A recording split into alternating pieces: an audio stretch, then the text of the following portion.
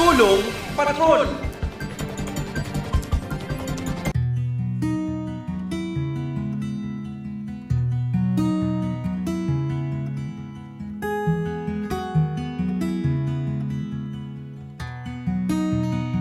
Sa kabila ng paglipas ng panahon, may mga magulang pa rin na hindi sumusuko sa pagsuporta sa kanilang pamilya. Isa na rito, si Nanay Helen Templo Nuevo, 78 taong gulang, nakatira sa Poresa Street, Sampaloc, Manila.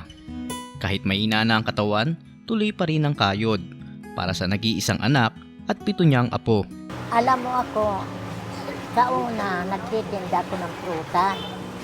Lagi po akong nahuhold up sa Divisoria.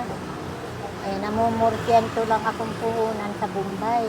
Ang ginawa ko, nagpadyak ako.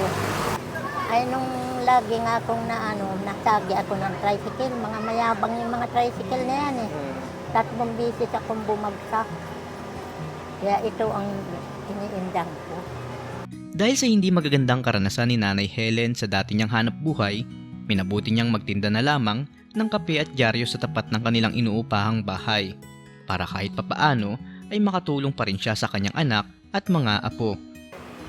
Sa ngayon nga, namunan ako dito ng 5,000.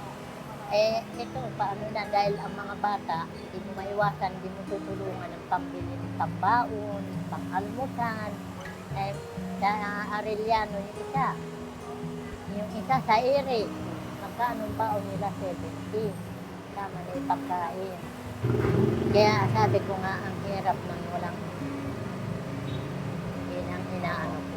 Isa lang ang anak ni Nanay Helen at 7 naman ang kanyang mga apo.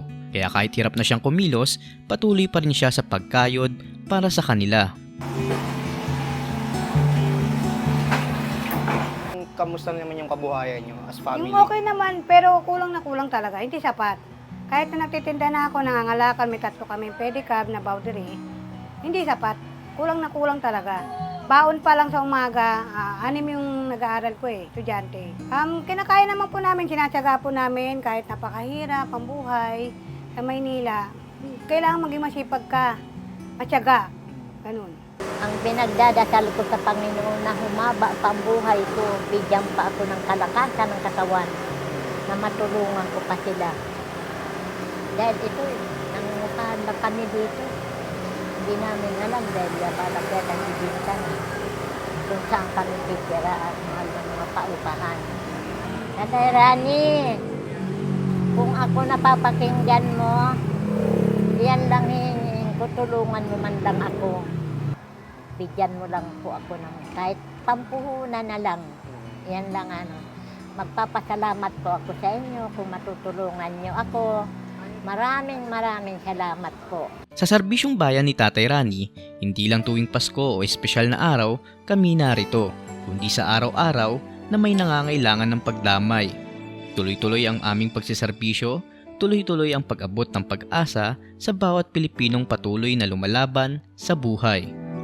Kaya naman, bilang inisyal na tulong ng programa, nag-abot kami ng 1,000 pesos at bigas para kay Nanay Helen. Ba't ho kayo naiyak, Nay?